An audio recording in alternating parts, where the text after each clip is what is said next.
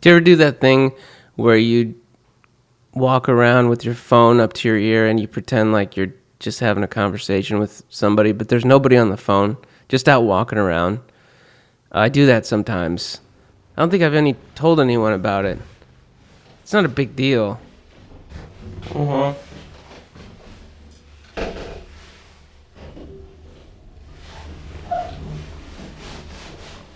Yeah. I'm in the elevator. Going down to get Mark. I'm in the yeah, I'm in the elevator. Uh-oh. And then it stopped. The elevator stopped, and I got scared. Because I thought maybe my neighbor heard me. I mean, I guess that's fake phone, but it's also vocal warm-up. So there's a little bit of a combination. Like I'm having a fake conversation with a vocal coach, maybe. So I forgot that's something I did.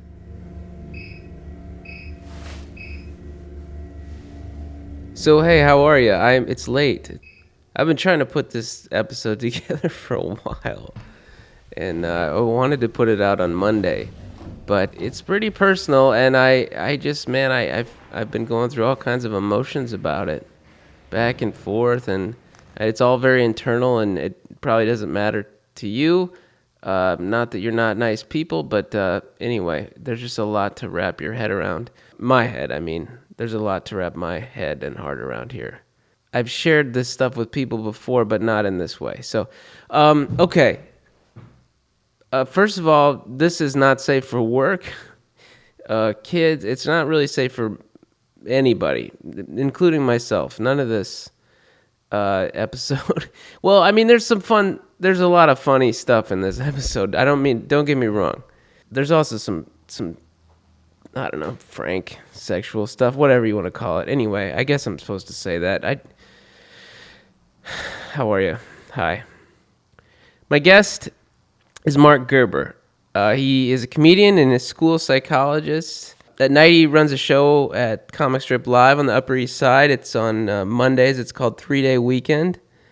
And then, during the day, he works as a licensed psychologist doing cognitive and behavioral assessment at a school in Harlem. I usually try to, use this show to get out of myself and try to get to know somebody else, someone who I think will be open with me.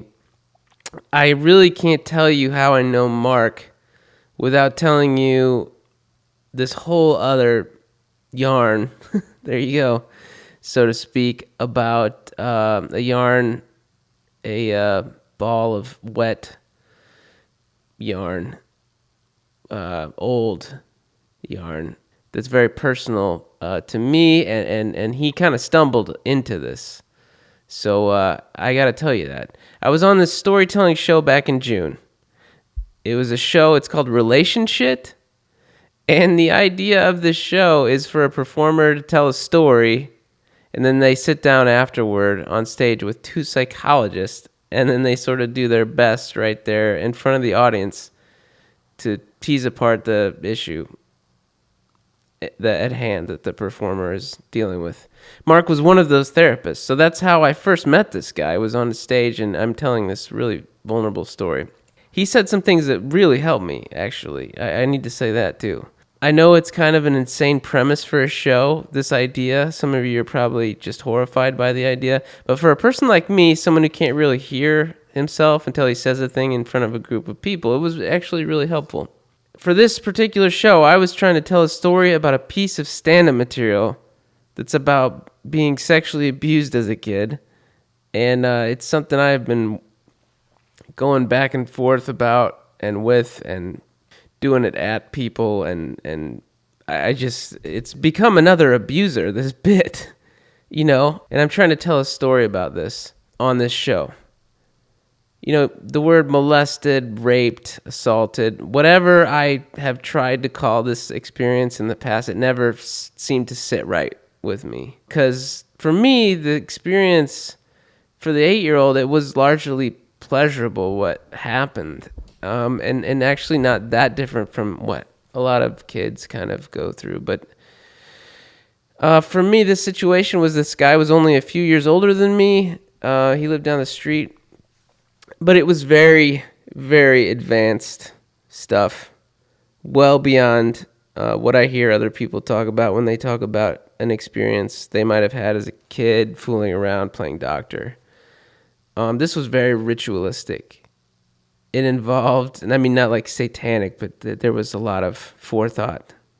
It was weird. That part I can't even get into, but it involved me getting exposed to really hardcore porn long before my little heart could handle it. The experience, it wired me deeply with just connecting shame and self-hate and body dysmorphia to any experience I've had with pleasure as an adult. Like, I still feel pleasure, but there's just always this kind of manic relationship that, like, there's a punishing side to it that happens, like, afterwards.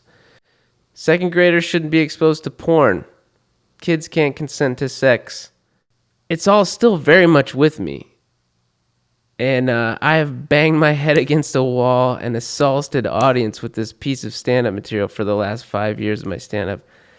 And, as a comic, when I look back on what I was doing, I find it not good joke writing. But, it was necessary to start getting it out of me. And I don't like to share something that it's shitty stand-up, but, you'll get it. There's a process here. It gives me affection sometimes. It gets laughs. People seem to like it. And then, it makes me feel terrible at other times. Like deeply ashamed, like I'm betraying my own body.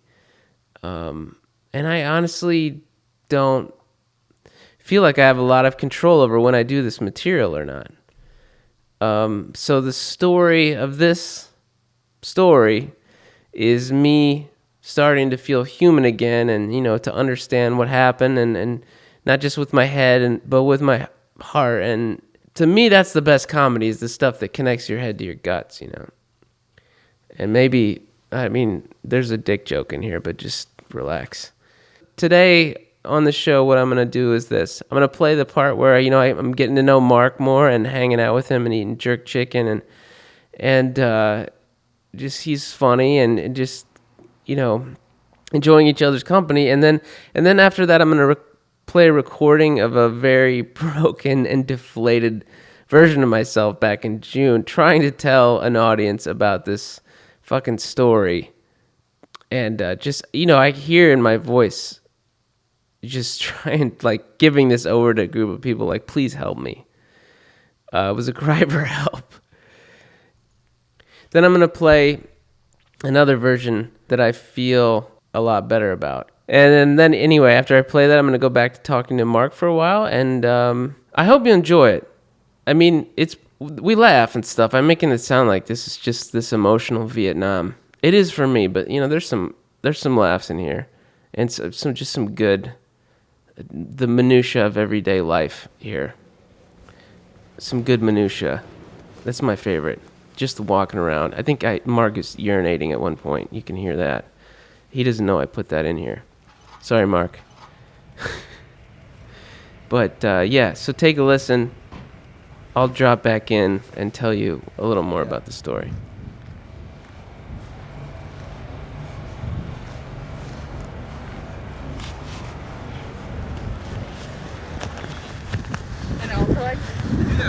Hey, Marc. Adidas pants. I don't know how. Would you wear them in a picture or something? Probably. I wear them a lot. How you doing? Good, man. Nice to see you. You too, man. I'm gonna come here. I'm gonna strap this on you if you don't mind. Yeah, sure. I like to record everything. Okay. Actually, but as a mnemonic to remember where I was parked, I remember Kelly Clarkson, and then I put down in my phone that I was parked on the corner of Kelly and Clarkson. That's a good one. I guess. Are you gonna remember it? Well, no. Initially, my mnemonic was just so I could get it into my phone. Yeah. Kelly Clarkson. But I was supposed to put Flatbush and Clarkson, but I put Kelly Clarkson. Kelly and Clarkson. Because so my mnemonic kind of fucked me up. Are you hungry? I am hungry, yeah. And I'm pretty bundled, chicken? too. I love chicken, yeah. Is this considered Crown Heights or no? Damn it. I think it is. I think this is...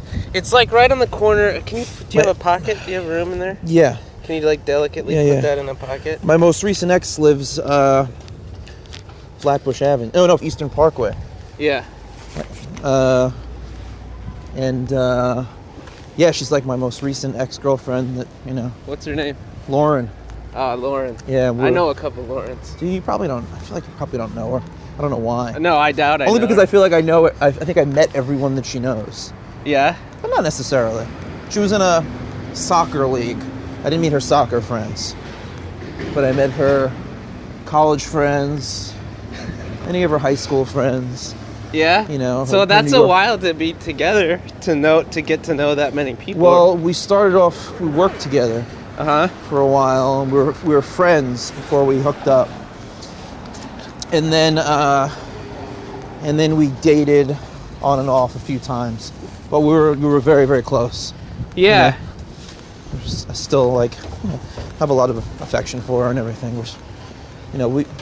We broke up on pretty good terms. Yeah. We just realized that it wasn't going to work. Yeah.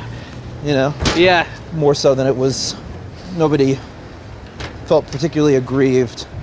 We just both kept trying. It just clearly wasn't working. Yeah. And we did try a bunch of, probably 3 separate times, maybe. So, do you think there's a fourth one? I don't think so. She reached out recently. How long ago was it? That we broke up? Yeah. We broke up probably maybe 2 months ago. You didn't break up over text? No. Did We you broke sit up in down person. and have a conversation? Yeah, we broke up in person. I said it first, and then she said she was just waiting for me to defend my dissertation to do it herself. Oh wow! Well, that's very considerate. I guess so. She was like, "Oh yeah, I was just waiting until you defended because I didn't want to give you any I think undue." that's considerate. That's a. It is, but why'd she have to drop that? I wonder why she had to mention that. Maybe she wanted credit for that selfless act. Yeah, I think so. Well, no, yeah, that, and I guess she wanted to make it very clear that it was a mutual thing. Which in a way is a good thing, right? I guess. The worst part about breaking up, I think, is the drive to the breakup. No, we didn't have a drive to the breakup. So it was like... Yeah, it wasn't pre-planned. Okay, so it sort of came out of... Yeah, it wasn't... You were hanging out, and then it's like, let's talk about this. Yeah, I think it was just that we would fight a lot. Yeah. We would get along for these, extended periods of time. Yeah. And then we would fight.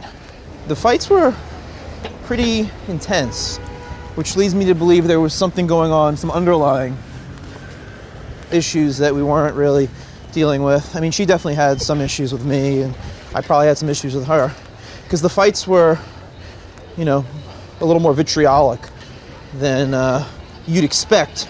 Like they seemed, it was like, so you're angry, but why are you so angry? Right. It was like, 10 minutes before we were like affectionate, getting along and having a great time, and then like the fights were like, I mean, we didn't literally say I hate you. Yeah. But the fights were I understand that. A little ugly. I've had a couple of those, and I'm not over them, actually. Really? One of them, especially, I had to just cut, I'm glad you interjected with one of your own stories. Yeah. Because I didn't know the format. I felt a lot of pressure that I was going to have to keep up the... Are we recording? We are, right? Yeah. Yeah. But I was hanging out with Julie Gatakis last night, and she inspired me to be... You guys are friends? We're really close friends, yeah. I like her. Yeah, she's awesome. And one of the things she said to me, because she posts very candidly on social media and stuff. Yeah. And Wait. Do we pass? We pass it? Yeah. Past the place? Yes. Okay. So that's... Okay. So you guys you and Julie were talking? Yeah, and she's just very candid, Yeah, she is. She was telling me about how that emerged for her. Yeah, she has like these seasons. Yeah. Very thematic. Yeah, I like that.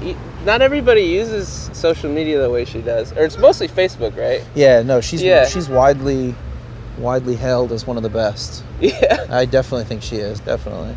So, she's inspired me to try and be more open. See, I work for the Department of Education in the city. Yeah. So I work as a school psychologist for the city, so I'm... Oh my God, that's amazing. I guess, yeah. But it's always, with my comedy and with things like this, it always is kind of like weighing in the back of my head, I have to watch what I put out there, but I really don't abide by it too much. I mean, I make public posts about sex and all kinds of stuff that I make. I don't even know why I make them public. Right. It's hard to know, isn't it? What do you like at this place? I just get We bring it back to your spot? Yeah. I get the jerk chicken, like the $9 one, and no rice. Okay, I'll get the same thing you get. But I don't get the rice. No. I like to. I really like to. Yeah, because you have me on your podcast and everything. No, but you came all the way down here. Yeah. I feel like treating. That's all right. I was late too. How about that? That's fine. It's cool. You never know how to order. Wonder how many people in here are recording podcasts besides us. Is that just the chicken one? I think so. That looks pretty good. It's really good. And do you use some of the sauce, or you take it? Yeah. I always put a little both. Yeah. Was that the Escovitch fish? Yeah.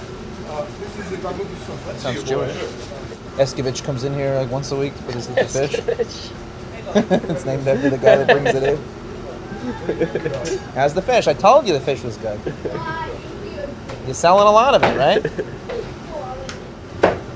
Can I tell you, this is one of the single most anxiety-producing things I do in my life is order. It's a real ordeal for me.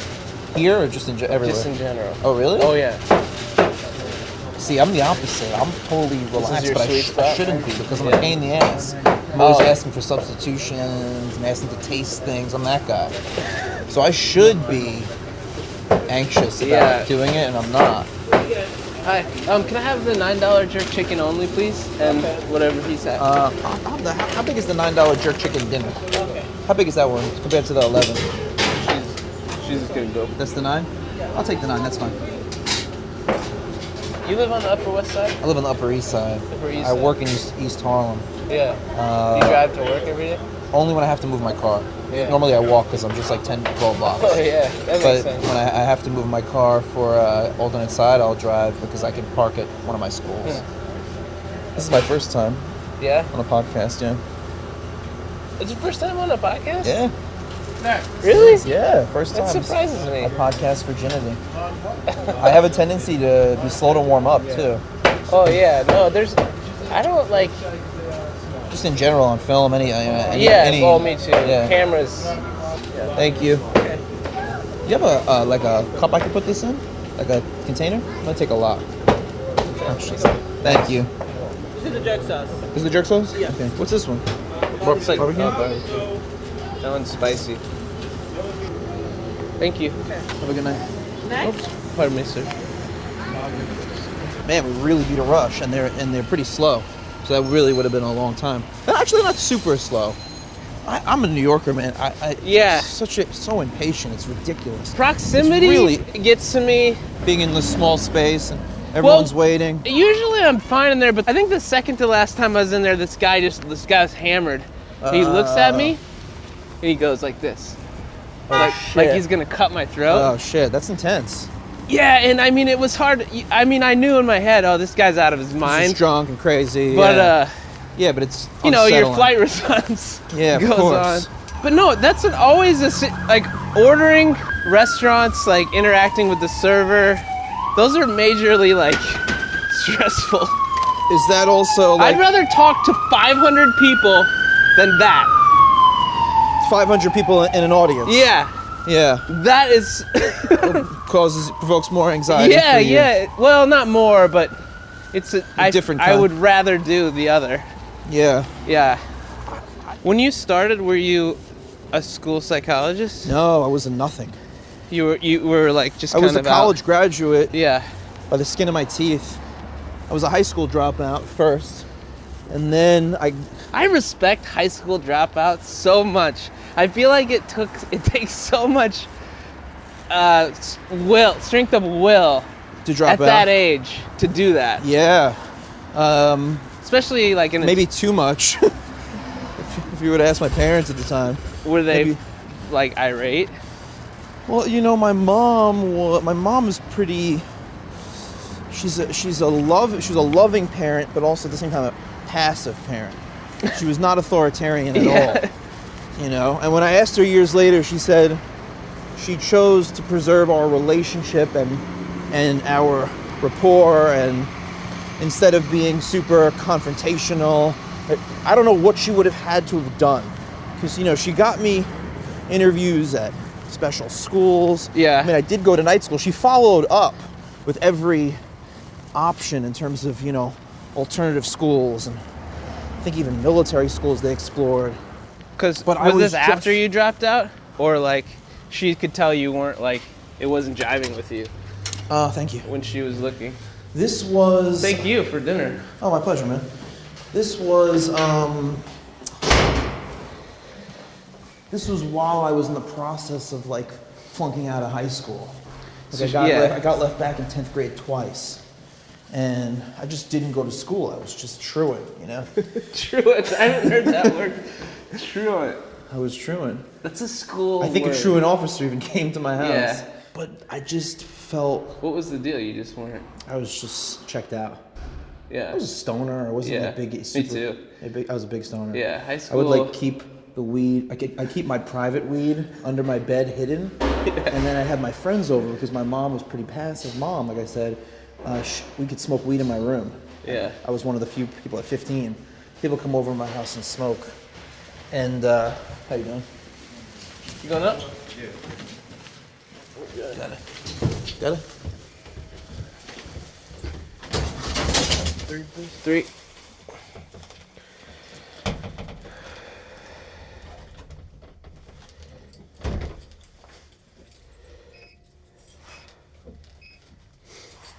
I think I interrupted you again, didn't I?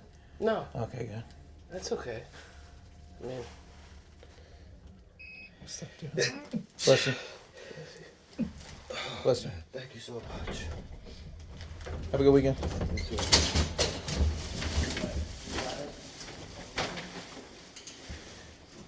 So, do you remember that scene in What About Bob when he gets in the elevator and screams?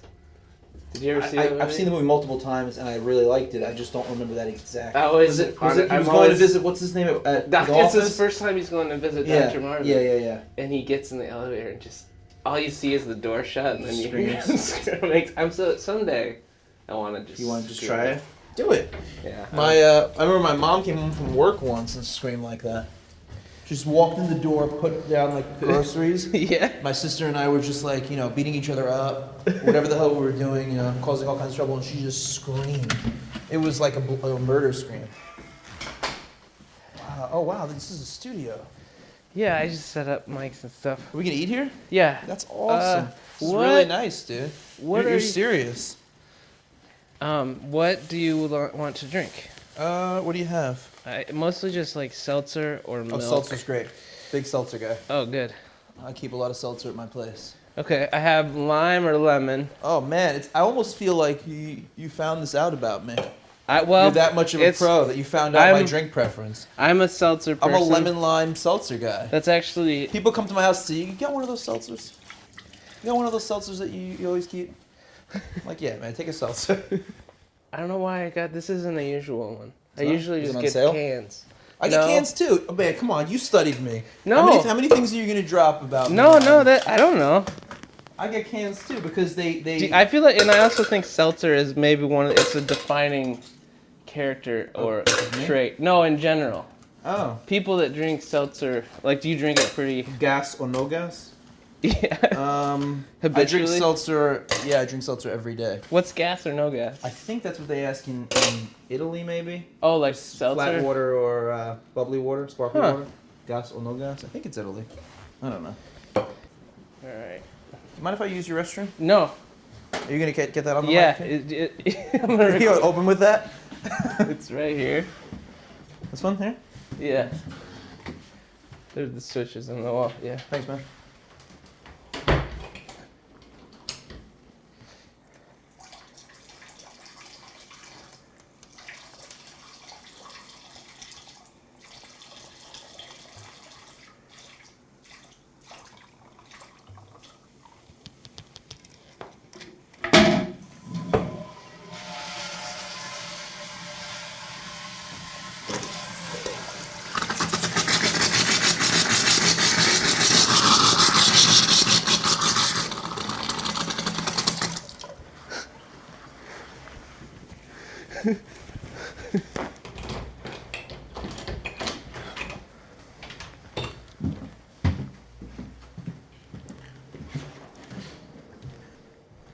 That would be a really interesting idea for a podcast where you invite somebody that you barely know, but you get a ton of information about them before you meet, and then throughout the evening or day you drop all of these subtle hints that you know everything about them already.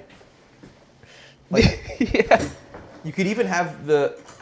No, that'd be too much to have. Like, it'd be too. This is your life if you had people. Yeah, that's interesting. The podcast version of This Is Your Life. Maybe we'll do it as a side project. Yeah. This looks really good. It's pretty good, yeah. This is really good. Barbecue sauce is a good call, too. It'd be great if you just had, like, obnoxious sounds of me chewing in the podcast. I don't know why I don't live somewhere sunny. I feel so much better when I have it. I do too, but I also think seasons are... Yeah, I start to feel like I deserve bad weather. Yeah. When it's too nice, too long. Yeah. How strange was the warm front that we had in December? It was weird, man. I know. I had a It's funny to watch. I had a barbecue. You did? I had a barbecue for my birthday in December, and it was weird. We all felt like we enjoyed it, but in the back of your mind, you're like, you know it's wrong. Like, this is not right. Yeah. Yeah. I thought it was interesting to watch how people still wanted to wear their winter coat. I think just because, like, cyclically, like, they know they're supposed to. Right. But it's like 60 degrees out, and you're on the subway platform, and you're like, my buddy Eric did. He wore a winter coat to the party. I posted it. He's also a mama's boy, so I wonder if his mom made him wear it. How old?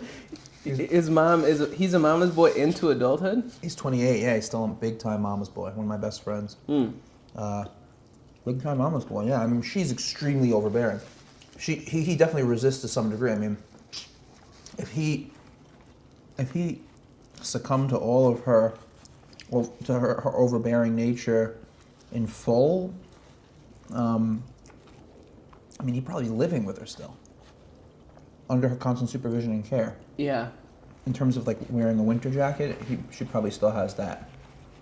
She probably still has that level of influence. My dad is, like, the opposite, you know? My dad's kind of like What is that? The heater, I think. I think that's when the heater starts to come on. You never heard that before? It's your place, so I should probably tell you. Yeah, but it doesn't usually whistle. Oh.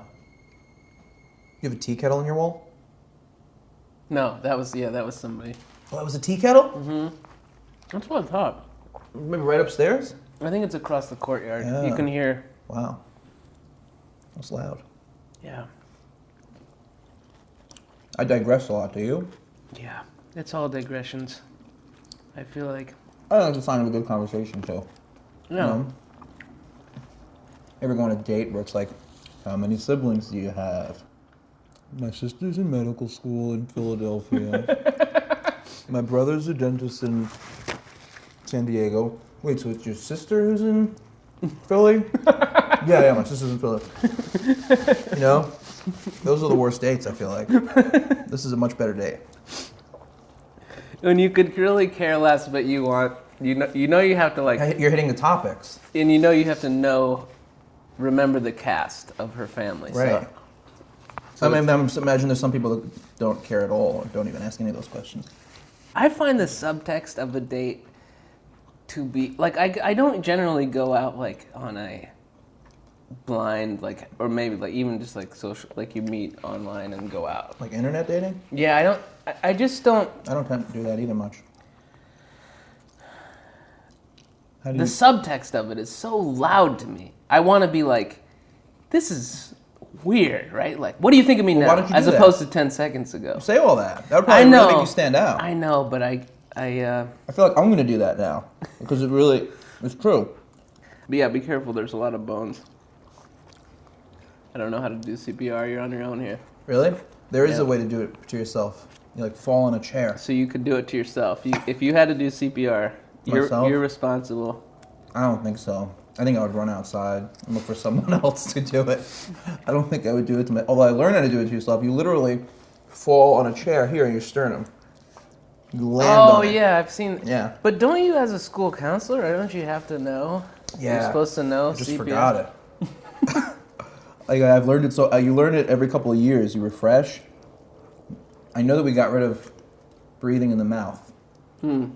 That's done. To the rhythm of staying alive, right? That's what it was? Wasn't that the whole thing? Like the chest pump was like to the rhythm of staying alive. I don't think so. That sounds like... I never heard that before. Have you ever had any of those like crisis situations at your school where it's like lockdown or like somebody's bleeding to death? No. Nothing that intense. I've had kids out of control that were inconsolable. And Yeah. I've had kids that were, That's such a good violent. They needed the EMS to come and take them to the psych emergency room. I've had that a number of times, actually. But I haven't had... I've been in an elementary school for many years. I'm now in a high school and a middle school. So are you the one that has to make that decision? Like, Not sometimes I'm involved in making that decision, but yeah, it's not a they're like, hey, it's not a unilateral thing. Okay. It's usually like the administration, I think, has to make the final call. yeah. But I think that they would take my... You're like, yeah, I have a history with this Yeah. person, so and so, like. But there's a new policy where they really are trying to dissuade schools from doing that because there's been incidents where schools use it as a replacement for, their own discipline. We can't control this kid. Let's just get them taken to the hospital. Where if they had a decently trained clinician or team, they could work with the kid or just let them have their severe tantrum in an area where they can't hurt anyone. I mean, until they're done. Yeah. This was smart. You brought these in here. Did I bring them? I think. I may so. have. Yeah, that's my moving home. To bring the paper towels. Yeah, I with you? do paper towels. That is also a character. I think a defining character trait. Paper towels over napkins, or Bringing them with you.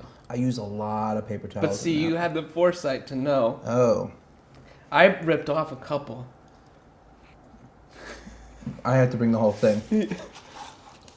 I use a lot. I've gotten in trouble with environmentalist girlfriends in the past for wasting paper towels, and my grandmother. My grandmother was an environmentalist before her time. Not before her time. Before it was. Yeah, I know what you mean. She would yell at us when we were kids not to use too many paper towels and waste stuff. Was it environmentalism or just being cheap? No, environmentalism. She was not cheap. My father was cheap. It's a close. I think Yeah, there's some sometimes overlap. it's a great excuse for a cheap person. It is. To be like, no, it's through the environment. I had friends. Yeah, you can distinguish it when the family applies environmentalist principles that aren't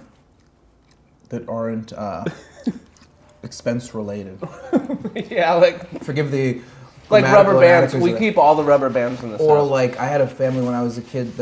My best friend in childhood, his parents were real hippies. I mean, real hippies. Yeah. Authentic and stayed hippies forever. Never went through any other phases. And they would wait a few flushes before flushing. Oh my god. I don't think it was ever poop, Yeah. but like multiple pees before they let you flush. Things like that. That's amazing. Yeah, that's the real deal. I don't even know what that did. I guess saved a little water. I guess. I used to get anxious at their house. I'd have stomach aches that I think were psychosomatic and get picked up by my mom. Like, how old were you? Probably 10, 9, 10, 11, 17, 30. I remember. I always had psychosomatic illness. I remember You? that, the kid that got, I don't know, I'm still piecing it together in retrospect, what went on. Right. From like second grade up through about 15. Were you in the nurse's office a lot? No. I was. I never took to school. I don't think I ever even had a really good year at school. Even in elementary school, I was screened for the gifted program, and my test results were fine, but my social emotional evaluation precluded me from You couldn't? joining it was called LARC. Whatever it was behaviorally. I don't know what it was at the time. I really don't. I don't think I wasn't acting out. Yeah. I gotta ask my mom. I don't know what it was. Maybe ADHD kind of stuff, drifting off, not focusing. I also needed glasses, probably for at least a year before they realized it. Yeah. And I'm basically blind without them. Do you wear contacts with those years? So I'm a -10. Whoa. What is your lenses? I didn't look. I don't know. You want to know the number? I don't remember, no. Not very much. Like 3. I don't know. I just send, call 1-800. 1-800 contacts. I call too, do you? No, I said call, but I was. I still call them. They're in Utah. I like speaking to these people. They're refreshing. They're Mormons. Yeah. They're young Mormon women, and they're so nice. You know. You enjoy calling 1-800. I really do. They're really nice people. They're like, is there anything else I can do for you? Okay, you have a nice weekend now. I like hearing things like that. You don't hear that much, and it's definitely authentic. Should we call? Yeah. Can we get it on the podcast? I have to Yeah. do it on speakerphone, right? Yeah. All right, let me call. Will it pick it up? You gotta put it on speaker and Yeah, hold well. it up near your. Microphone? Yeah. We'll answer right away. They will?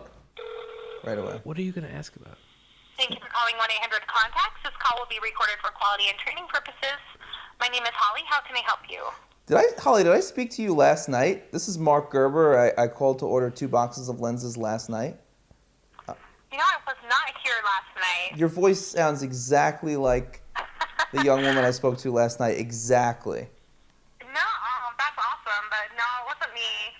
So anyway, I was just telling a friend of mine, the reason I called back tonight, I was just telling a friend of mine that I'm aware that you can order your contacts on 1-800 Contacts through the internet, but Yeah. I continue to call the phone number because I think that you guys are so affable and warm, Awesome. and I really just enjoy our interactions as. Yeah, I gotcha. Well, that's good to hear. We like talking to you too. We're glad that you call in. Yeah, so I just wanted to demonstrate that for my friend who's here with me now. He actually gets his Well, thank contacts. you. He gets his contacts through 1-800 Contacts also, but he uses Yeah. the internet. Holly, Oh. what's the weather like? Do you still have a lot of snow right now? Oh, he's from Salt Lake City we too. do have snow right now, yes. Ugh. We have, depending on the area, some people got 10 inches, maybe more. Wow. Are you a skier? Are you gonna go skiing? I wish I'd never been. I know it's pretty sad, but no, we've never been. Andy lived. Not much of a snowy person. Andy lived in Salt Lake City.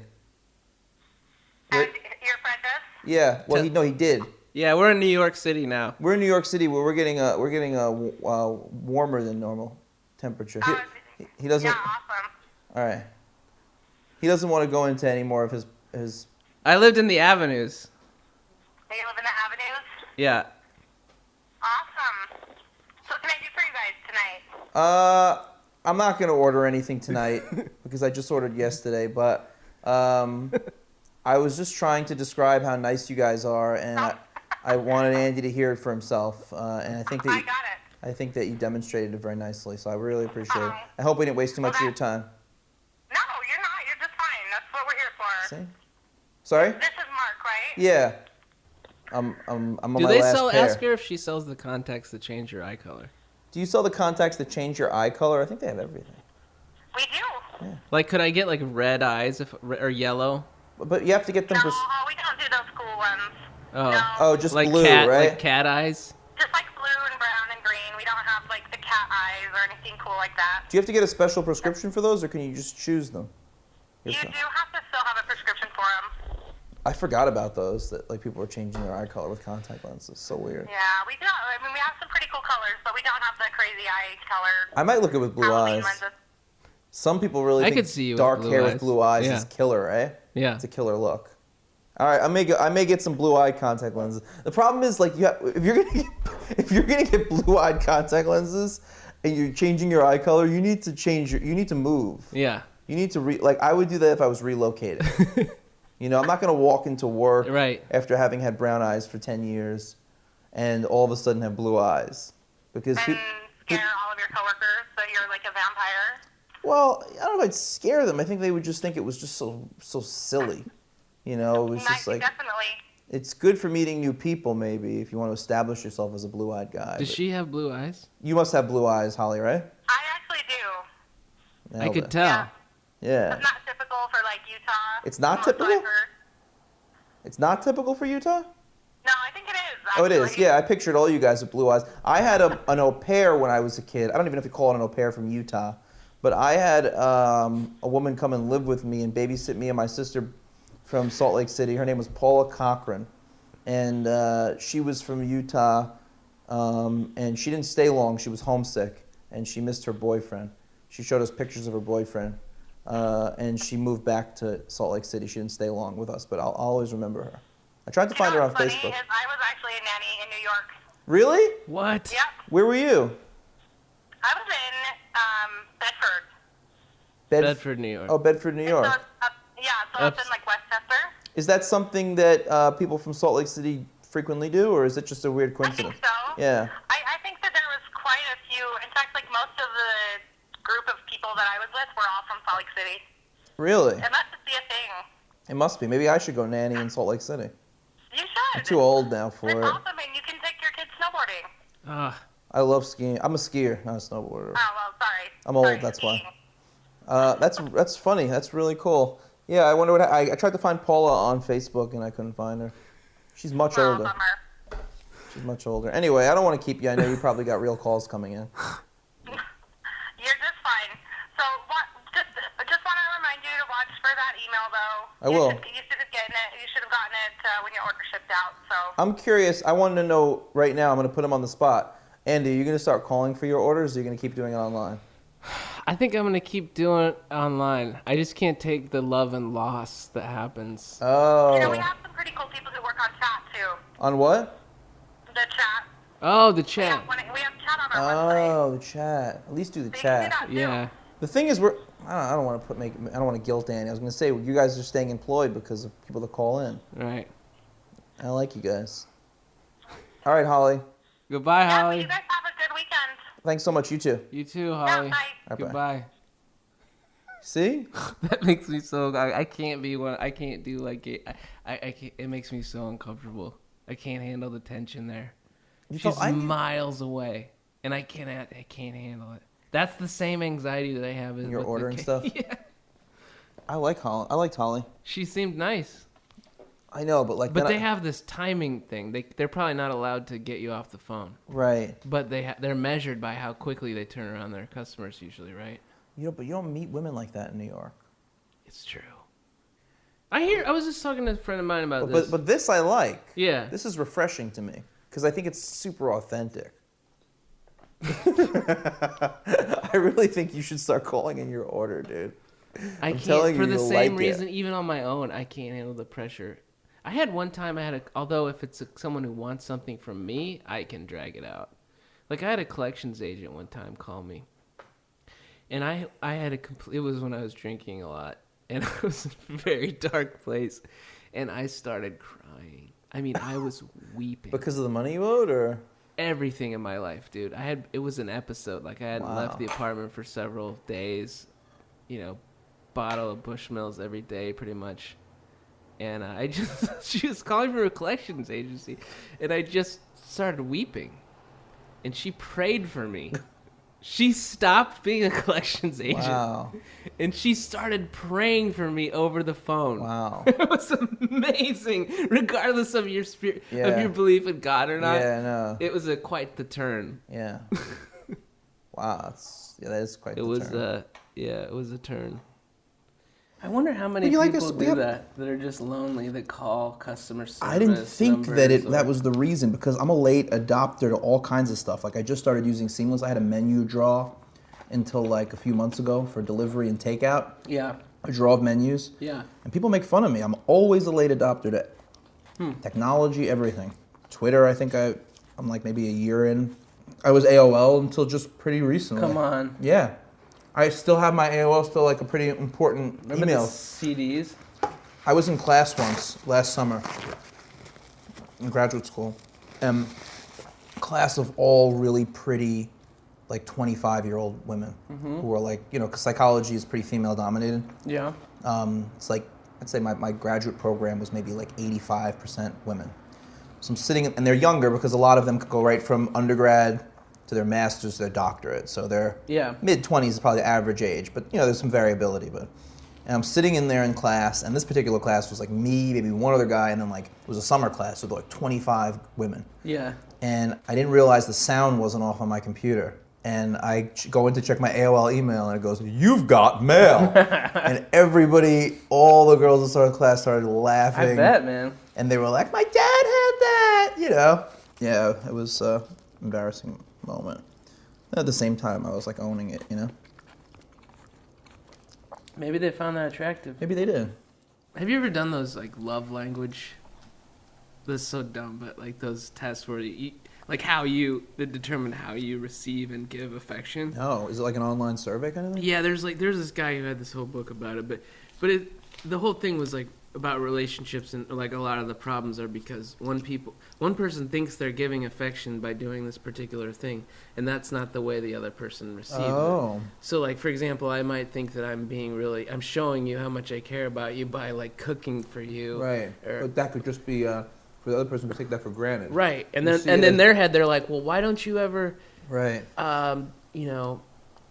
Build shelves. Give me a massage. Or whatever. I don't know what they are, but it's true though. Like if you're for me it's massage. It really is. I need massage to feel loved. Touch. So it's touch. Is that a subset of touch, or is it just massage? Like it's a subset of touch, but massage particularly. Because the reason you bringing this up just made me think about that, because my last girlfriend cooked for me a lot, and she was a fantastic cook. She did a lot of really nice things for me, but she was really reluctant to give me a massage. But she did a lot of really nice things for me, but I always resented that she didn't like to give me a massage, and when she did, she would, you could tell she was just waiting for it to be over. She didn't want to do it, and she would do it only because I liked it. You can't show that you're not, like that you're doing it out of like it's a chore. It's the same with blowjobs. If you feel like they're doing you a favor. Yeah. It's like, come on, This is no fun. That happened to me with my college girlfriend. She did not like giving blowjobs, and I just said, don't ever give me a blowjob then. I don't ever want a blowjob from you. Because I didn't want... Did you say that? I did. I didn't want... I didn't want a compulsory blowjob, Some people really love doing it, and... Right. Yeah. Yeah. But I would take the compulsory massage. I will say that. I would accept it, but it was not preferable. Yeah. But you know what? I've broken up with so many women that gave me great massages in the past, so it's not the end-all, be-all. But I'm just speaking in the context of what you were talking about with showing affection. I mean, I guess it's helpful to know, like the autobiographical stuff, like how you got to now. Right. Like you tweeted something the other day about how you're half Jewish, right? On my dad's side, that was today. So that's even less, right? In Judaism, it's matrilineal, right? So right, you're not Jewish unless your mother is. I think that. What was the tweet? It was like. Well, because I'm doing a Jewish comedy show, Christmas Eve night, and the tweet was where at Comic Strip Strip. Yeah, the tweet was I'm half Jewish. But on my father's side, which is a lose-lose, because the Jews say you're not really Jewish, and the anti-Semites say, oh, yes, you are, or you're Jewish enough to hate, which is totally true. I think there are more, I think it's Reform Jews, that you can still be Jewish. And obviously I'm culturally Jewish. Yeah. I have,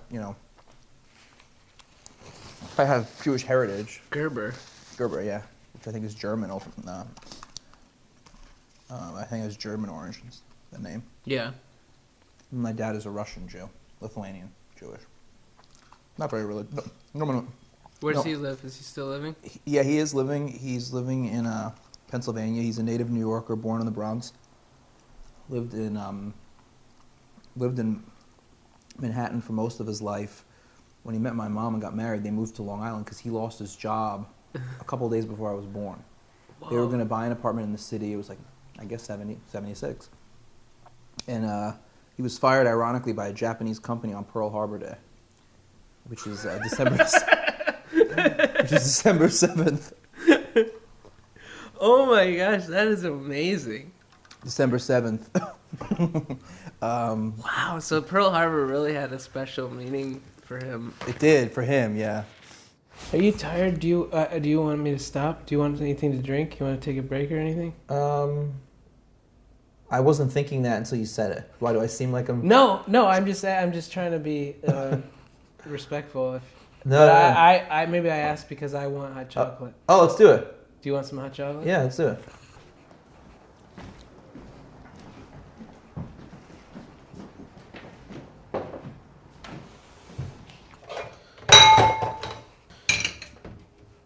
It's weird that I walk around with a backpack. That's because of all the recording devices? Yeah. I had a sex dream about her one time. Really? Yeah, and I can't remember what. I just remember that it was sexual.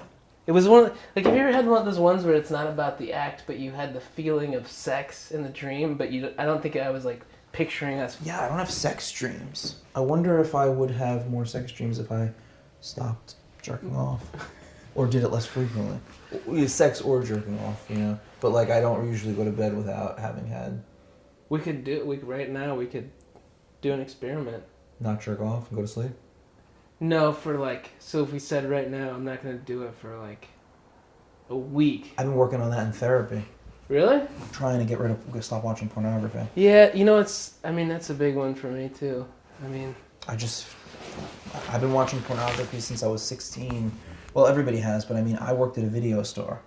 Yeah, when it was on VHS. Yeah, so I would take home 5 or 6. Yeah. I was doing internet pornography with a VHS recorder because I had 6 videos, and I would be ejecting, fast forwarding, rewinding. Yeah. And I was doing scenes like you do now with the internet. Yeah. Watching a scene for 2 minutes, ejecting, putting the next one in. Yeah, I did that. But I had 6 or 7 because Yeah. I didn't own them. I would take them home from the video store that I worked at. Yeah. And this is starting at 16, so I did that. Totally. My trajectory is right from that to internet porn. Yeah. Well, obviously DVD, whatever. So that's, 23 years. Oh yeah, it goes way further back for me. Like I saw it when I was in. Yeah. Whole story. I'm just talking about when I started having that kind of access. I think it's but weird. I always had, I owned a few porns. I had magazines at You never hear people say that in the plural porns. Yeah, that's one of the reasons I don't even know if I want to get into it on this because I've talked, but you've seen me talk about this really formative trauma on that storytelling show. Oh, you never talked about it on your podcast? I've kind of gotten into it, but You always bail? No, I honestly think it's too boring or something to people, or I don't know what the boundary is. I mean, the fact that I went on a storytelling show and talked about being molested. But it wasn't being recorded. It's just like for the people in that room. So actually, I do have a recording of this. I hope you'll understand. This isn't really stand-up. It's me telling a story on this show about a bit that I have been doing in my stand-up, trying for a long time. It's not easy stuff, and my relationship to it has since changed quite a bit, even since June. So if it sounds a bit iced over, maybe I'll talk about that too. But I really couldn't even hear myself talk about this stuff until I tried to be a little bit open about it in front of people. The bummer of it is I don't have the part where I get the psychoanalysis. You get it. Here's me fumbling around. I tell a couple other things in here, but for what it's worth, this is a story about a bit that is killing me.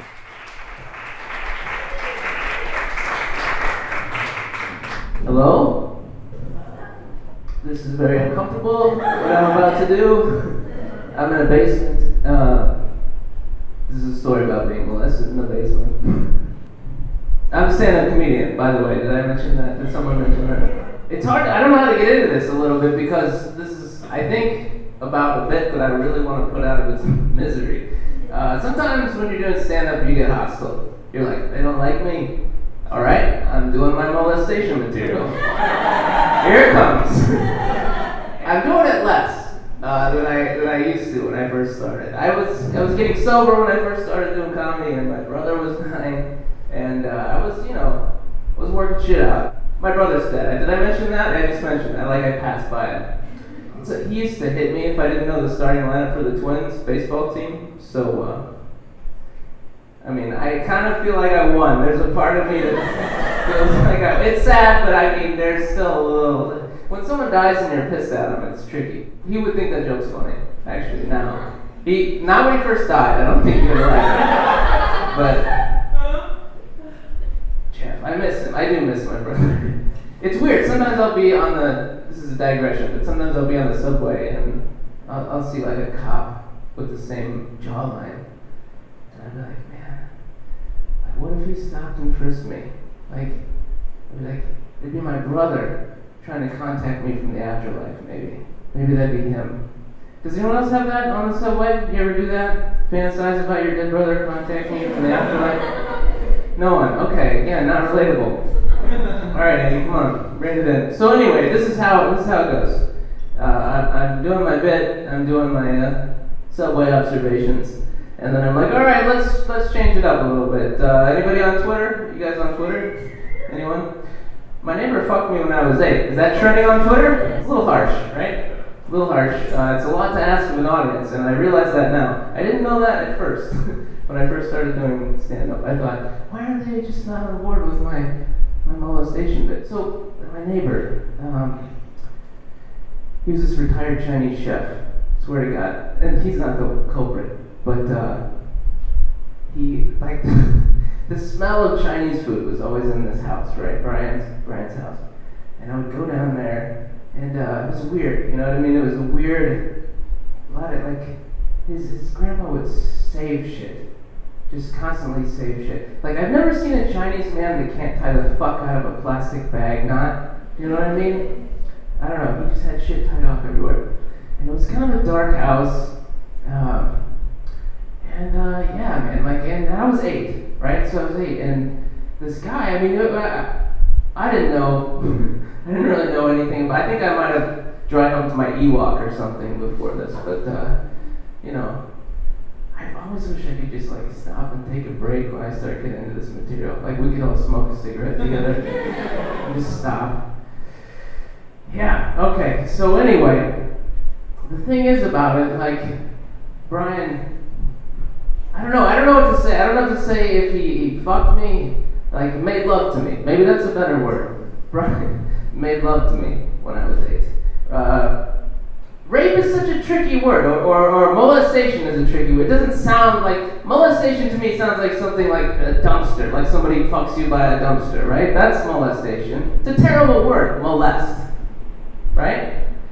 I also don't like the word depression. I find depression it just sounds like sighing. Depression. It makes you depressed to say you're depressed. Like they should call it head snakes. Or something like that. It's much more venomous. Something with some bite. But I digress. Brian, anyway, I have this weird association with Chinese food. That's what I'm trying to get at. Like, Earl would be cooking Chinese food, and Brian and I would be doing all kinds of weird shit down in the basement. And now I have to say, I mean, I'll still eat Chinese food, right? I'm not letting that fucker take it away from me. But, it's tricky. Like if I'm on a date and I'm eating an egg roll, there's a pretty powerful backstory going on. That's what I'll say. You guys uncomfortable? No? You're fine? Okay, good. Oh man, I'm super uncomfortable.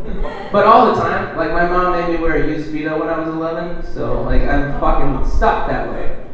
I'm stuck. It was a used Speedo, the dick was worn out on it. I was a fat kid and wearing this fucking used Speedo. It had vertical stripes. It was slimming. It was a slimming Speedo. But it was rough. Anyway, so I'm kind of twitchy all the time. Just kind of, And anyway, yeah, so the bit, I didn't really do it. I hope you can understand there's like a meta thing going on here. It sometimes kills, it sometimes makes people just fucking really uncomfortable. And maybe that's a way of controlling the situation, I don't know. It's weird to be heckled during your molestation material, because that feels like you're being double molested, I would say. But I don't know. I guess what I'm trying to get at is I feel a little iced over. I'll be honest with you. That's why I'm trotting this out. Because I know, as a 38-year-old man, I should not be completely emotionally detached from this experience. I know it's totally fucked me up. I'm straight. I mean, sorry, it's complicated. I've sucked another man's dick, but well, he was a teenager. Brian, did I mention that? Brian was like 3 years older than me, so that's why it's tricky. Like, I don't know if it was. I don't know what to call it. You guys are gonna help me figure that out. But, because it didn't feel like trauma. It felt like seduction, like childhood seduction. That's what they should call it. You know what I mean? Like, it felt okay. I think that's why that's kind of tricky. I was a little bit, into it. There weren't any other women in the neighborhood, too, by the way. It was Brian, Jared, who died in a drunk driving accident. I had a kind of a dark neighborhood. And then there was fucking Corey, who stole all my bikes. I had like 4 bikes stolen. He just kept stealing my fucking bikes. And then he said his babysitter did it. That was fucked up. I said, that's my bike. It had been painted over in yellow latex paint. And he said, my babysitter took it. What kind of fucking babysitter is stealing bikes? Anyway. Okay, well, I don't know how to tie a fucking pretty bow on this thing, because I really don't. I don't have any resolution. I'm sure I've left out some major details, but I'm just gonna sit down and be shrunk. All right, you ready? All right.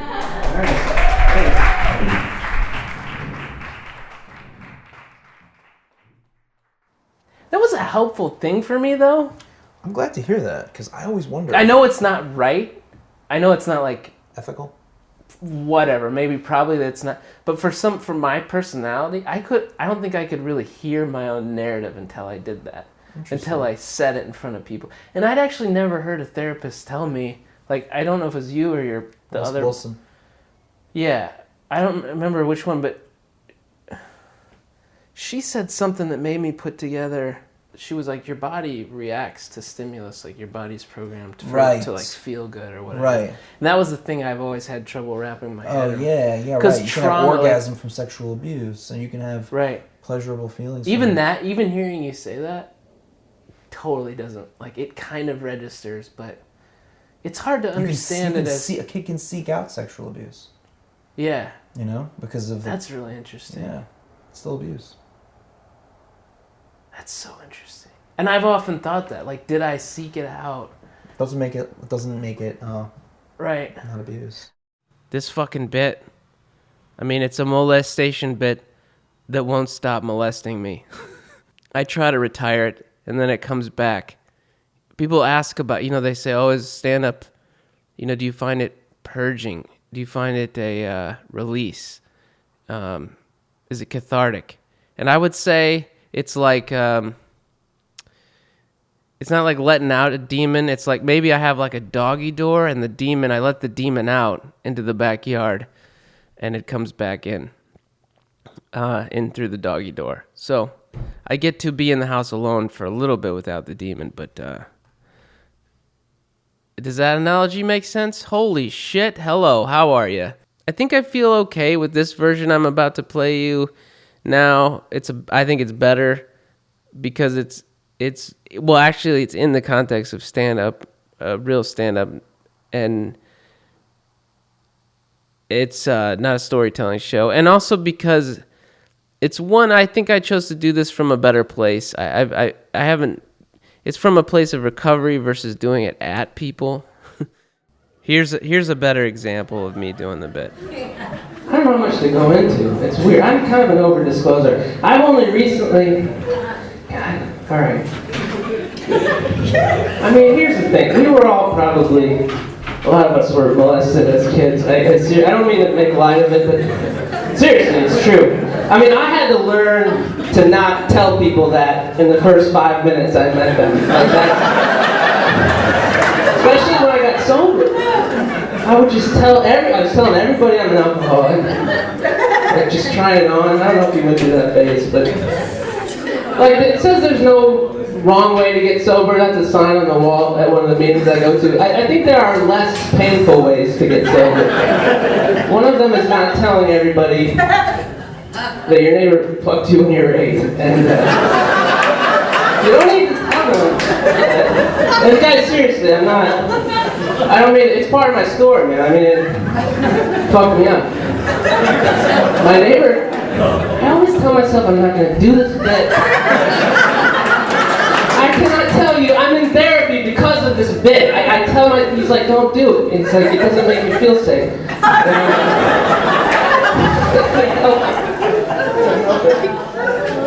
My neighbor, he was this retired Chinese chef, and that's not the guy, but he was always cooking Chinese food, this guy, and it was in the air. I still eat it, but I'm not gonna let that fucker take it away from me. But if you're on a date, just biting into an egg roll, it's complicated. You can't talk, well, how was your day?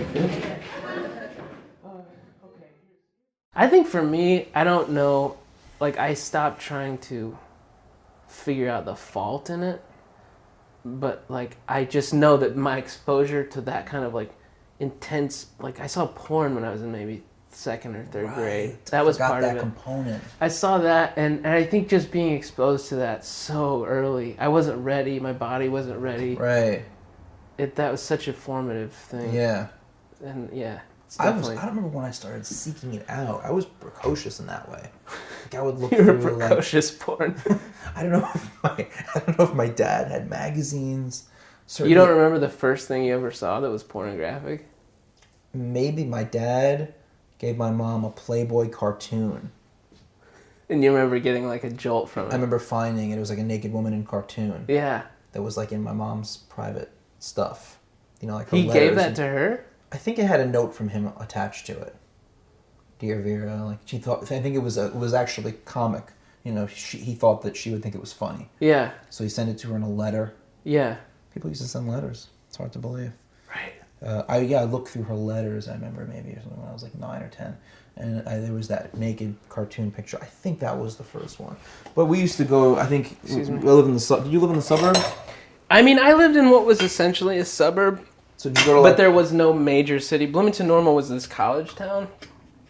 And so it was halfway between Chicago and St. Louis. What is that? Milk?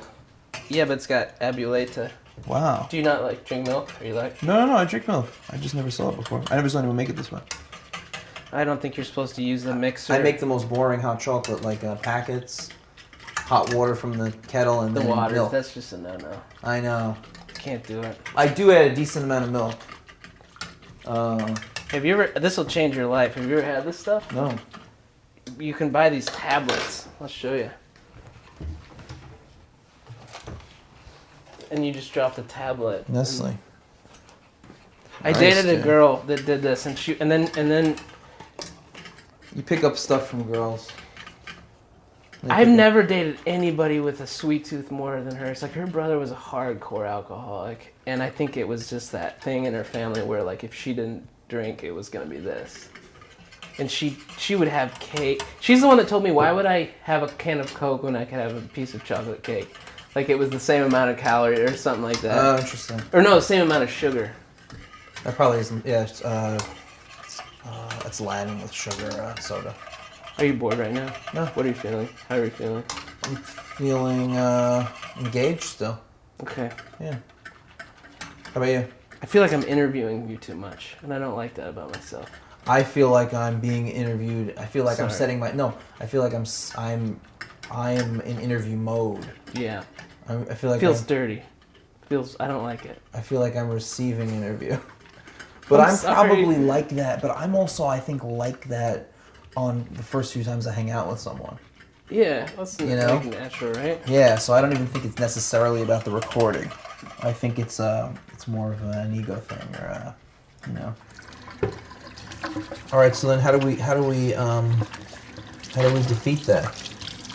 The interviewing? I don't know. I think it just takes time. Probably, right? There's I so will much- say that you can feel free to, probe.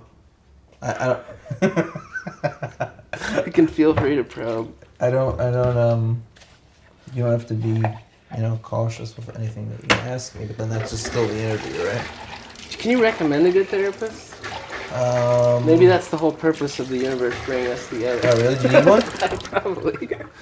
Well, I'm seeing a student, believe it or not, which is weird. No, I've done that. Yeah, and he's pretty good. See, with cognitive behavioral therapy, as long as they can implement the modality, as long as they can, get you doing homework and be goal oriented. And Homework? They know, yeah, good cognitive behavioral therapy has homework. I have homework now. Like on paper? It can be on paper. It can be on your phone. But yeah, it's actually documenting. Let's say you have a behavior that. So you record it. You record it, so you get a baseline. You get a frequency, a duration, and then you start recording. You start applying different strategies to. Huh. Yeah. So that first step is not like you don't judge. You're just like keeping track of what you're doing. I mean, a real cognitive behavioral therapy, you're not really delving too deep into your past. You're really just trying to. How big a hot chocolate fan are you? I can do half of that maybe. That's a big cup.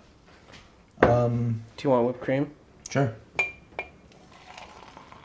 Sorry, with real cognitive behavior. It's really goal oriented. So you set a goal. Yeah. And you start to work toward changing your behavior by changing the way you trying to basically challenge your automatic thoughts that lead to your irrational beliefs and disproportionate reactions to things. Which one's mine? This one. Thanks. Cheers. Thanks, man.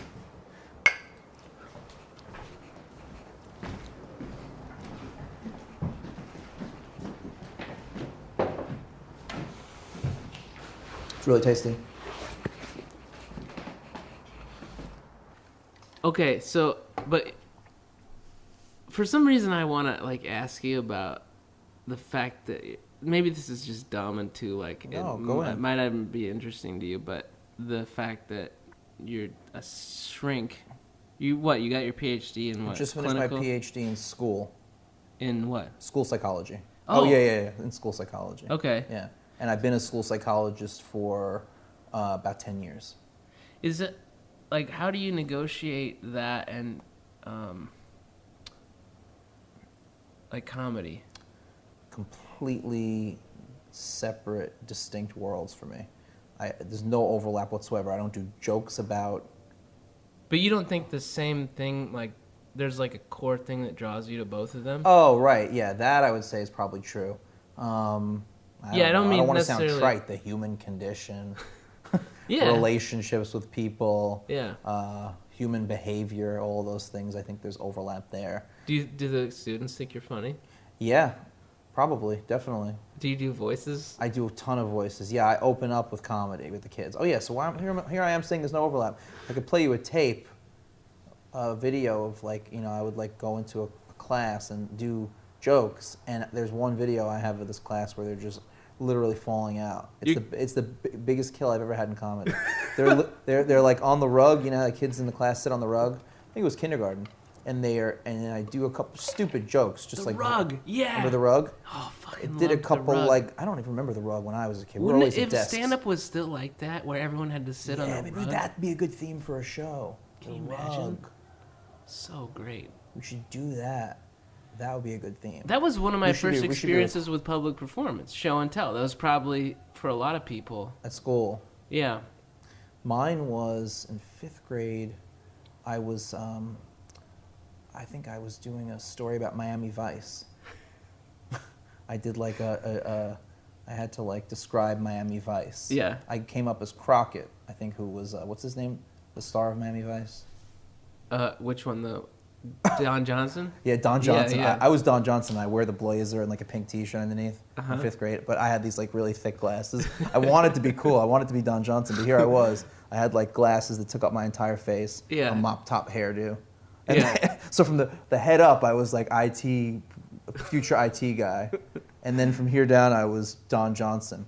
And I remember my final words in that were, and he has a partner, and he's black. And that's what I closed on. And he has a partner, and he's black. That was the end of my description of Miami Vice. I remember. I forget the guy. Was that Crockett? Was the other guy? Crockett and Tubbs. Tubbs was. I never. the other guy, yeah. I don't know why. I don't know why I failed to acknowledge how crucial of a character Tubbs was. One of the things I remember because I wanted to be Don. I think it was about Don Johnson, really. You wanted to be him. That's what it was. It was more like I had to talk. I wasn't talking about Miami Vice. I was talking about Don Johnson. Because if I was talking about Miami Vice as a whole, I would have made Tubbs a more central figure in my story. I'm sure I would have, even at that age. Yeah, I remember I had an experience with a kid who's my neighbor. I don't know if there's a corollary to this with comedy, but I mean, I remember him. It was my neighbor, Jared, and he went up and he told a story about how over the weekend he and me and his dad went across the country in a semi together, and I was in the audience. Wait, you really did this, or it was a fictional story? That's the thing. I didn't know this was coming. He just goes up there and tells this lie, and I'm in the audience, and I was so. No, like I think I stood up and said, no, that didn't happen. Yeah, I didn't want to be complicit in like this guy. I mean, Jared was doing show business, like it was first grade. Yeah. And but he was also a chronic liar. Right. We used to have these. I remember, it seemed psychotic to me. Like I mean, he would say like, I have a Ferrari in my garage. I wonder what happened to those kids. Well, Jared died. Oh. Like this summer. Oh God, I'm sorry to hear that. Well, I mean, it was one of those ones where you're like, you knew it was coming. I mean, I shouldn't say that. Like, and I don't want to make any kind of jokes, Well, no, I mean, Jared, here's the thing. Jared was he was a really funny person. It was just, I don't mean, it's not like it was a huge shock. Because he would do these things that were kind of suicidal. Like, he would have these brief moments where he would do something risky really behavior and stuff. Really crazy. And he did that into adulthood, because I feel like that's super typical for adolescents and even like early 20s. But I feel like the guys who I know who were engaging in a lot of risky behavior when we were teenagers are now, if they've made it to this point, they're a lot, I guess, with the testosterone drop and whatever else, marriage, kids, they're a lot less likely to, do something crazy like that. I don't even know what happened. But. Yeah, I don't know all the details. I think there was alcohol involved. Yeah. I mean, that's speculation, but I mean, I can laugh because he was a huge formative person in my life. For the first, like, probably 14 years. Like, he was the one that introduced me to, like, heavy metal, to rock music. He was the one that said to me, I remember one time I was joking around, like, trying to be cool, making fun of somebody for, like, in Phil Collins or something like that. And he's like, he got really serious, and he's like, never make fun of someone's music. Wow. As if it was, like, you never... I'm still making fun of someone's music. Right. No, it's a profound thing, though. It was a profound thing, though, because it wasn't... Right. I think it was like, it doesn't matter about cool. This is what someone cares about. It's what they connect with. That's really nice. Yeah. I definitely make fun of people's music a lot. Usually only people that I'm close to. Yeah. Not people that... I was actually talking about it today. If somebody tells me, like, they like a band that I hate, I'll say something, and I don't know them. Like, if we're just getting to know each other. If you were to tell me I like this band and I really think they're terrible, I would say something, like, benign. Like, I respect them. But if you were like my good friend and you told me you like the band that I hate, I'd be like, well, dude, come on, they're awful, or just, I'd really dig into it. But maybe I should treat my friends with the same care. No, no. No? So you're saying that I don't know. You're saying this advice? I don't know. You're saying that I shouldn't take this advice to heart? Well, I don't know. I think because you're right. It is if someone connects emotionally with music that I don't, that's not fair to.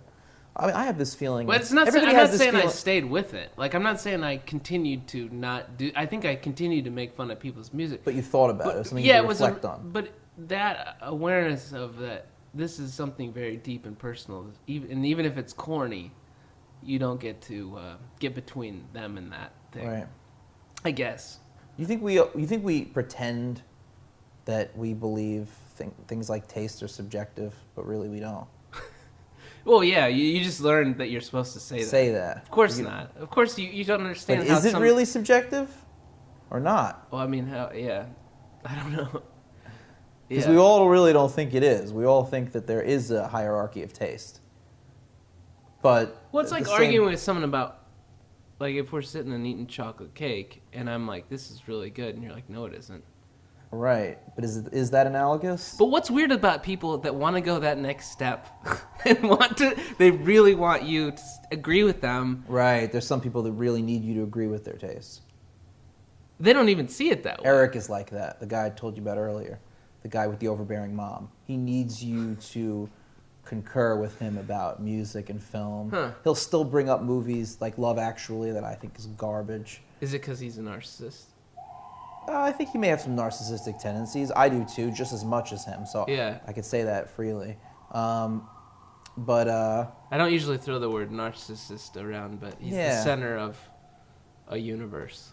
Yeah, I mean, look, I would say that I have just as much narcissistic tendencies. You don't want to throw Eric under the bus. Well, I really mean it, that if he is, then I am. Okay. But in this particular, I don't really care if someone likes the same movies or bands that I do. But he really does. Like, he'll bring up, every few months, he'll bring up, like, a movie that he loves that he knows I hate. I think Love Actually is one of them. He loves Coldplay. I really don't like Coldplay. Why not? Why don't I like Coldplay? Yeah. I liked Blur and those kind of bands before Coldplay came out. So, Yeah.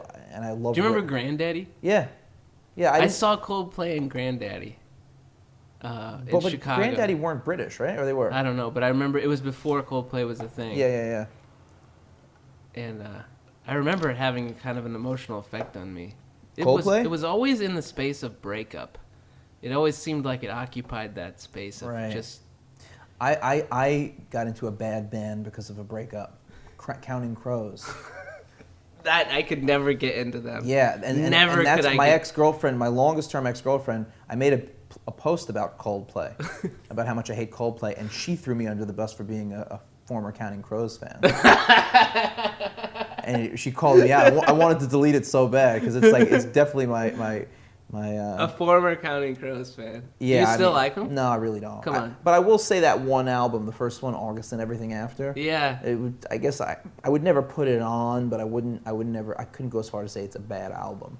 I think it was not. It's just like his voice. There was something about his whining. voice. Yeah. Yeah.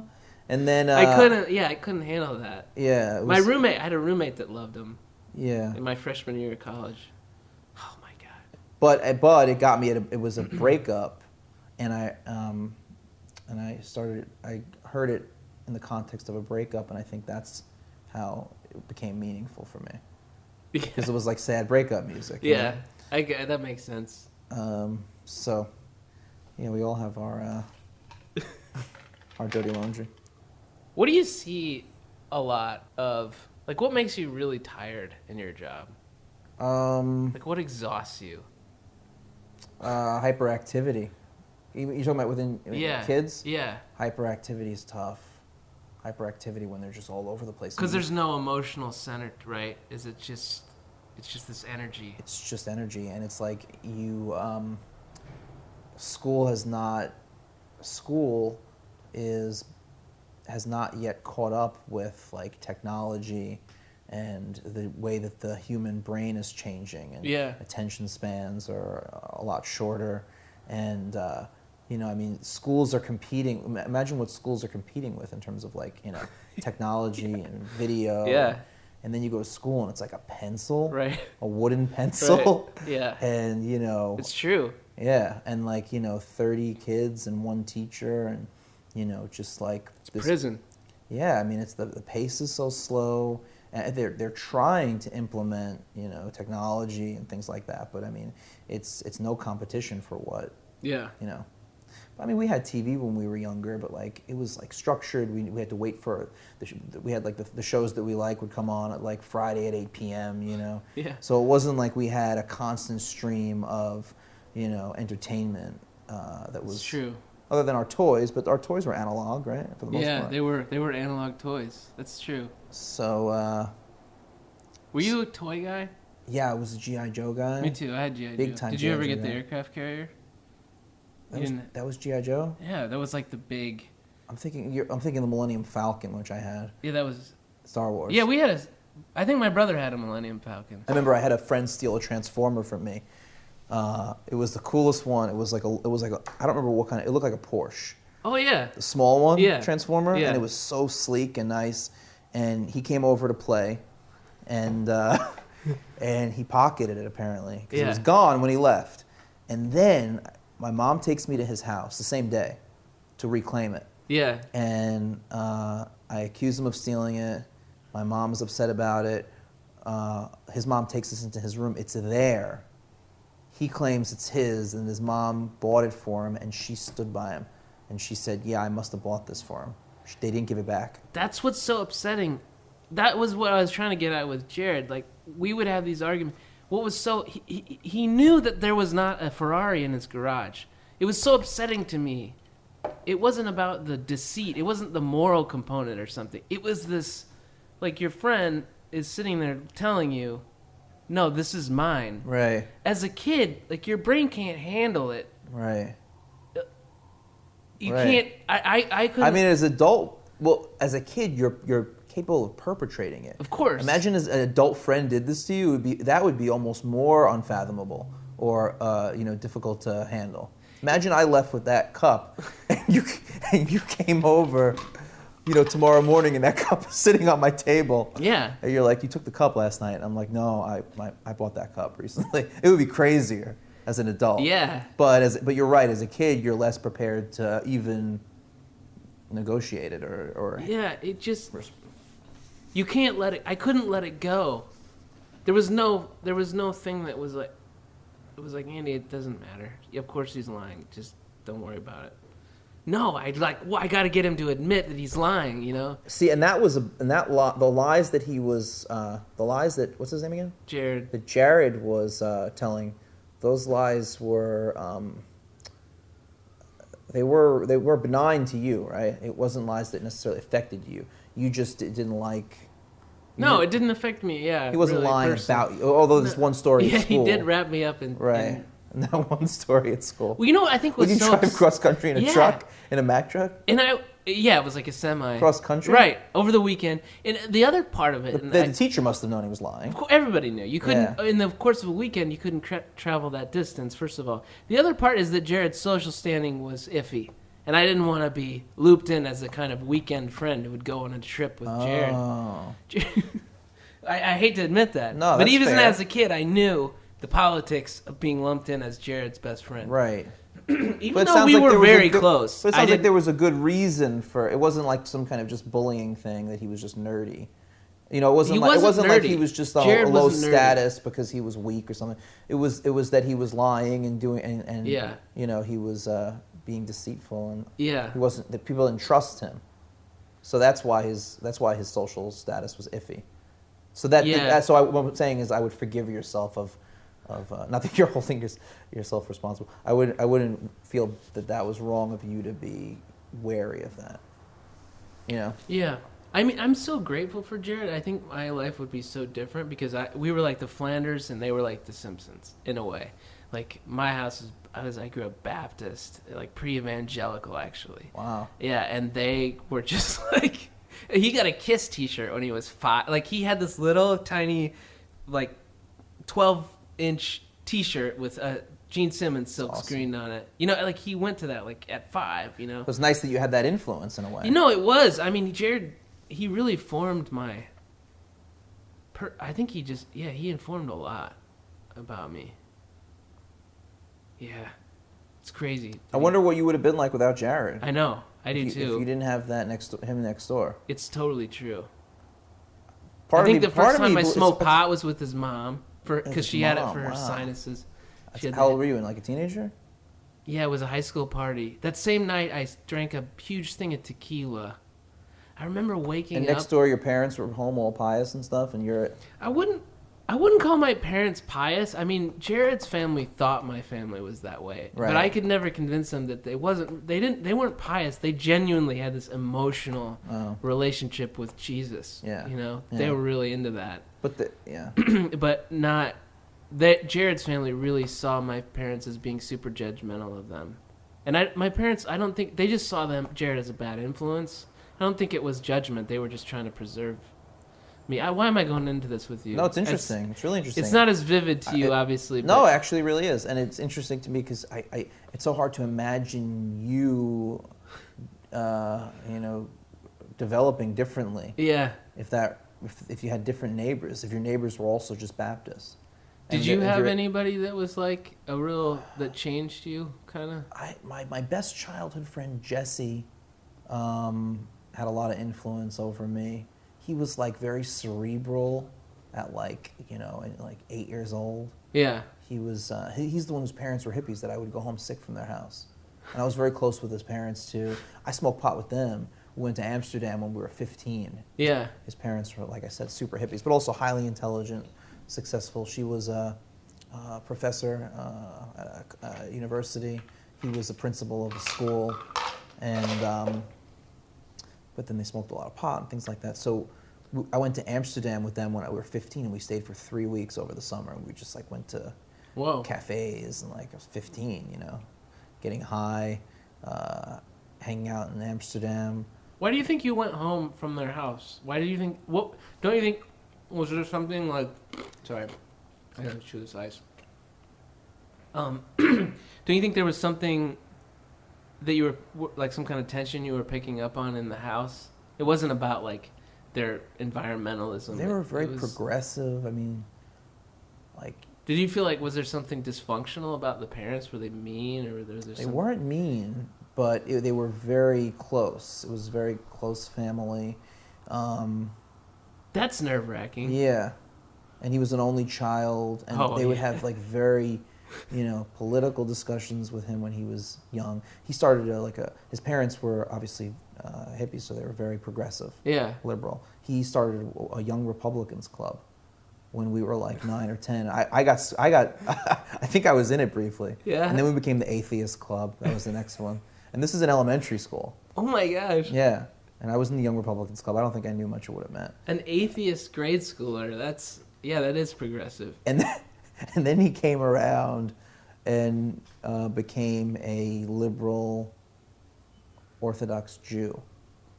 His mother's Jewish but not religious, and his father's Irish Catholic. He became an Orthodox Jew later in life. Wow. And he's now, I think, still modern Orthodox. That's interesting. I have to be careful talking about him because of his... he taught me something, an Orthodox Jewish principle called Lashon Hara, which is basically gossip. Okay. And it's considered a sin in Judaism to gossip. Yeah. In Orthodox Judaism. Is it? But like you haven't said anything. No, I haven't said anything slanderous. It always feels like, I know what you mean. Like, it feels like... well, just him particularly, he would really be upset by me sharing too much. Okay. Yeah. But he was a close friend, and he definitely influenced me. Yeah. And actually in kindergarten... Are you guys still in touch? Occasionally. We don't speak as often. Yeah. In kindergarten, I was being bullied, and he was wearing, he came to school, I don't even think it was Halloween, but he was wearing a Superman outfit. And I remember that the kid who was bullying me, he pushed the kid. The kid made a car, and it was really the size of the length of a real car, out of blocks. The kid made a car out of blocks, and he wasn't letting me in it. He wasn't letting me come near it, and he was bullying me. So Jesse pushed the kid into his blocks and destroyed the car, coming to my rescue when this kid was bullying me. And we were friends after that. It was like a real... Yeah, he stood up for you. He stood up for me, and then we became friends after that. Of course. We had a couple fights. I remember one fight in elementary school. He told me in the stairwell, "From now on, we're enemies." Very dramatically.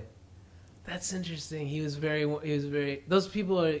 I know. I've dated those people. It's always you are either friend, lover, or enemy. Yeah. Like there is no middle ground. That's so hard for me. It's really hard. I'm someone that really likes to preserve a friendship at the end of a relationship. Yeah, me too.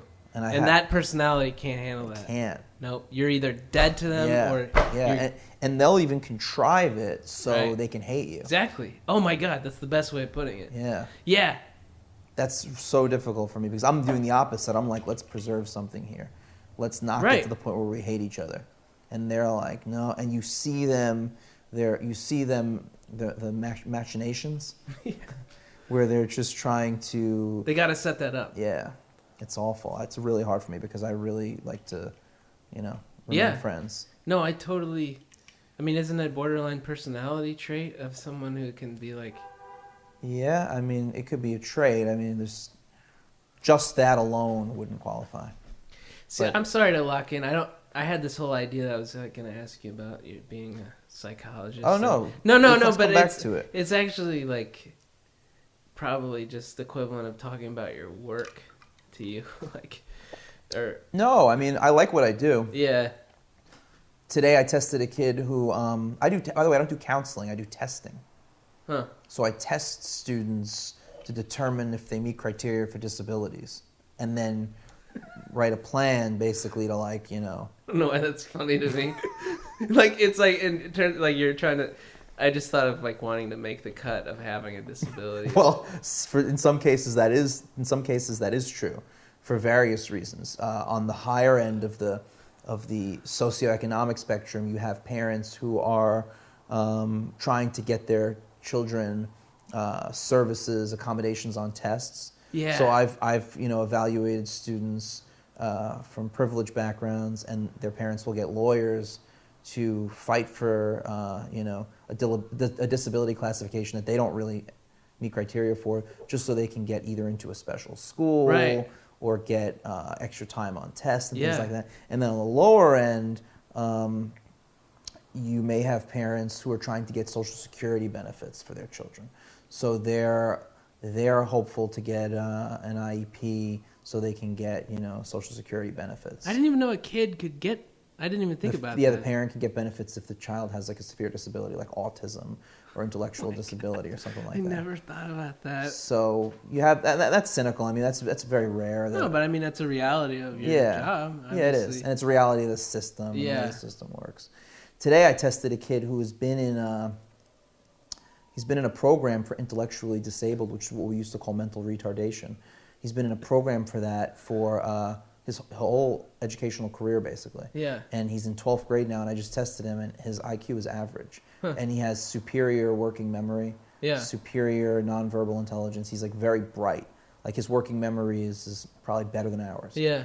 So this is a kid that's in a program for intellectually disabled kids. He does have some social issues. Yeah. He has some impairments for sure, but he's bright. He's certainly bright enough to pass Regents, to go to college, to go to a good college, Yeah.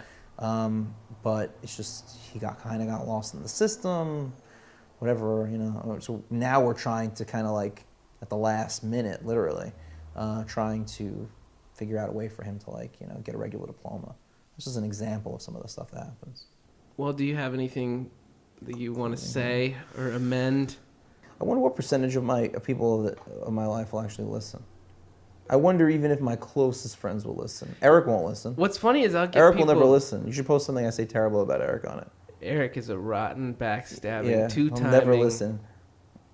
I'll get people... They'll like... I did a CNN podcast. That's what I did. You did? Yeah, I was on a CNN podcast. I did a... Did they think, oh, we got to get a Latino in here? Yeah, it was I did like You seriously could. Like, if they were to put you up and they wanted to represent, like, diversity, I bet you could totally pass. I wonder what it is. The beard? Yeah, That's right. I think so. So like I was saying, as a Latino in America, it's different for me, man. Yeah, that's good. I'm That's saying, just like my barber. But Yeah. he's Puerto Rican. I don't know if I'm being Puerto Rico right now. No, Dominican. Oh, Dominican, yeah. That's me right now. That's Dominican right there. That's right, man. Good to see you, Andy, man. Keep it up, man. You doing the comedy? That's totally You Dominican. doing that comedy thing, man? That's dope, man. Keep that shit up. Y'all want to come to your show, man? Dude. Let me know. You never let me know. Dude, that's creepy. Yo, you never let me know when your show is, man. I don't know. I don't know if I was like superficial or if I was, open, transparent. I don't know what I was here. I like to think I was transparent, but I don't know. I've been told I make bad first impression. I've had a lot of friends a lot of my close friends didn't love me on first impression. A lot of my closest friends, Eric, a number of people, Annie, my best female friend, a lot of them said, Again, these things, it's impossible for me because I met you in the context of telling a story about doing stand-up that was about being molested. and then I was your therapist. And this is on stage. You're sitting on the stage with another therapist, But I mean, I met you in this context, and then you guys do therapy on me, and so I cannot have these. You made a good first impression on me, actually. In that therapy? Yeah, you did. Yeah, you seemed. I could tell you were funny, but you were also had this. It's the Counselor Troy effect. Right. It's so. What do I want to ask you? I like your online presence. That's not a question. That's just a nice thing. I do like your online presence. Oh, okay. It's It's hard, isn't it? Do you ever have the fantasy of just going off the grid? You think like people are gonna notice? Because I post almost every day. Yeah. And I'm like, I'm not gonna post for like 2 weeks and see what they think. Oh, that's not it. For me, it's just I know that the human mind is not supposed to handle that amount of disruption. You're not opinions. You're not supposed to go. It used to be just like your wife. Yeah. The kid, if your kids even had an opinion, the one outspoken guy at work. That's true. Now it's like everybody's opinion. The one outspoken guy at work. It's true. That was the one person you had to I should deal do that with. as a bit, right? That's a good bit. You know what's actually, in a way, I think there's a part of me that hopes that somebody, this is a way because I'm terrible on dates. You're like Christian Slater in Pump Up the Volume. Yeah, dude. Did you see that? Yeah, well, I remember movie. the dancing penis at the beginning. It's a great movie. You remember what it was about? He's a DJ. He starts a pirate radio station. I always wanted to have a pirate radio station, man. I had... that was my fantasy as a kid. I used to go to Radio Shack and ask them. They're like, oh, it takes a lot of stuff. I don't know if we could do that. I wanted a pirate radio station so bad. Isn't it sad that we don't have Radio Shack anymore? It's gone. The one in my neighborhood just closed. They're all gone. They're closed, dude. I thought like a large portion of them did. Oh, maybe there's a couple. Yeah. But I wanted a pirate radio station so bad because I love music. I obviously still do, but it's like a teenager. I was obsessed with music, and I love the idea of... I love that movie, too. See, he gets the girl through it. Remember what happened? This is the answer to my question about what you would do if you didn't do comedy. Comedy is like its own little pirate radio station. Right. It's the last subversive, means of communication.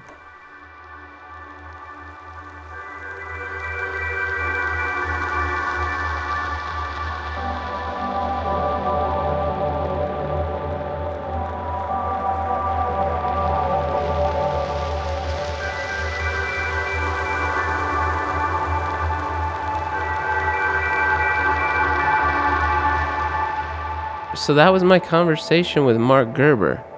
What did you think? I thought it went pretty well. I was a little hesitant about sharing this one with you today, to say the least. It's not something I want sympathy for. I'm not a victim. I'd love it if you identified with it. All that shit, but look, I'm a grown man that happened to stumble across something he wasn't ready for when he was young. I know I'm not special. A lot of people have stories like this, but maybe, I don't know. It's okay if you start... Can you imagine if everybody just started talking about this shit? I don't think it'd be terrible. This podcast is pretty young, so I don't totally know what it's about yet, but one thing I do know is that everything I've learned in my life has come not as a result of willful rumination, like lost in my head, but anything that's really changed me has come from me opening myself up to other people, like good people, people who can admit that they're flawed. Anyway, I'm grateful for people like Marc. There aren't a lot of them out there. Open, funny people. And he's a great dude. We became friends after this episode. You can find Marc on Twitter, at Marc A. Gerber. It's M-A-R-C. He's Marc with a C. Marc A. Gerber. And he has a weekly show at the comic strip, which is called 3 Day Weekend. That's a big deal. Weekly show at the comic strip. And he's also pretty funny on Facebook. So, I don't know, friend him on there and find the guy. Give us a review on iTunes if you're so inclined. Spread the word. I know the show's a little embarrassing to say the name of the show, but any mentions you want to give to your people are greatly appreciated. That means more to me than retweets or downloads. So hopefully it means something to you, and I love doing it, and I'll talk to you again soon. All right, guys, take it easy.